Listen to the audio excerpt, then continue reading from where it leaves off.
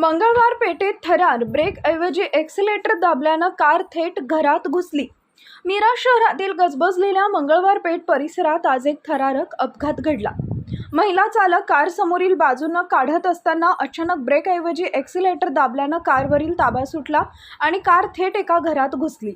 या अपघातात एक व्यक्ती जखमी झाली असून एका दुचाकीचं नुकसान झालंय। प्रत्यक्षदर्शींनी दिलेल्या माहितीनुसार कार पुढे काढत असताना क्षणार्धात वेग वाढला आणि चालकाला वाहनावर नियंत्रण मिळवता आलं नाही। भरधाव झालेली कार समोरील घराला धडकली। धडकेचा आवाज ऐकताच परिसरातील नागरिकांनी घटनास्थळी धाव घेतली। विशेष म्हणजे आज मंगळवार असल्यानं मंगळवार पेठ परिसरात बाजारासाठी मोठ्या प्रमाणात नागरिकांची वर्दळ होती। खरेदीसाठी आलेले नागरिक, विक्रेते आणि वाहनांची मोठी गर्दी असतानाच हा प्रकार घडल्यानं काही काळ परिसरात भीतीचं वातावरण निर्माण झाले होते।